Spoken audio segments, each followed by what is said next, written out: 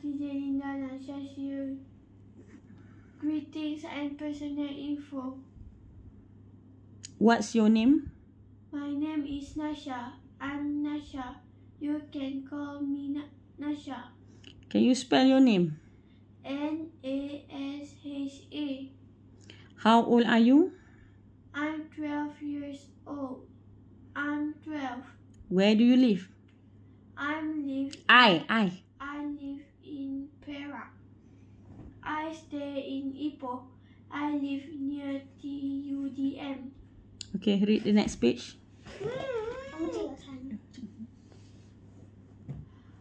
What's your name?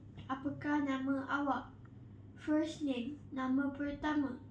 Last name, surname, nickname. No, the meaning. Nama keluarga.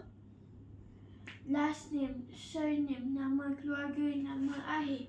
Nickname, nama panggilan. Full name, nama penuh. Okay, page 3. Can you spell your name? Boleh awak eja nama saya? Nama awak. Nama awak. Okay. Spell. Eja. You read the from the beginning. Letters, word, Alphabet. Abjad, capital letter, huruf besar, small letter, huruf kecil. Sound it out. Sebut satu persatu. Okay, sound it out. Your name. Sound it out. Your name. Fir. Fir Iman Nasha. Look at the video. Fir Iman Nasha. Okay. Binti. Binti Muhammad Firdaus. Okay, next. How old are you? Berapa umur awak? Okay. Years old. Tahun. Birthday. Hari lahir. Young. Younger. Age. Age. Look at the camera. Young. Younger. Oldest. What is age before that? Umur. Okay, young. Young. Younger. Oldest. Muda. Lebih muda, paling tua. Rate. Standard. Darjah. Okay, move to the next one. Page 5. Where do you live? Di mana awak tinggal? Housing area. Residential. Residential area. Housing estate.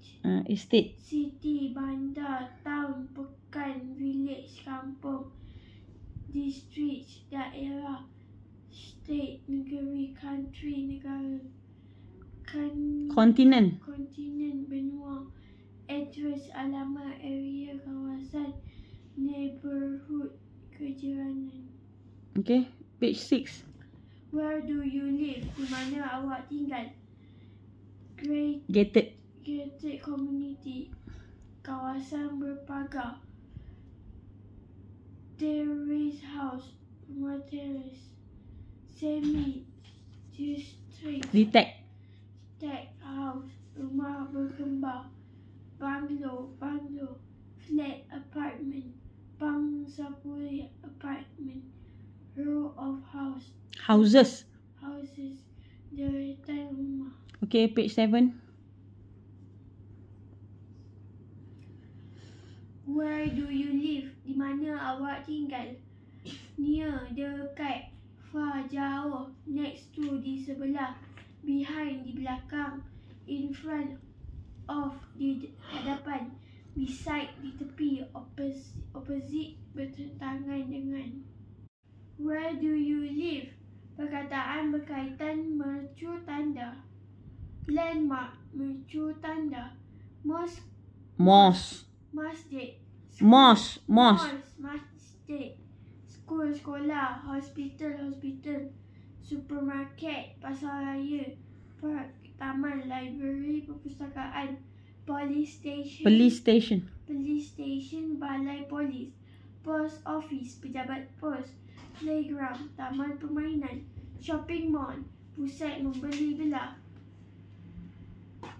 Petrol station, stesen minyak. Bye. Thank you.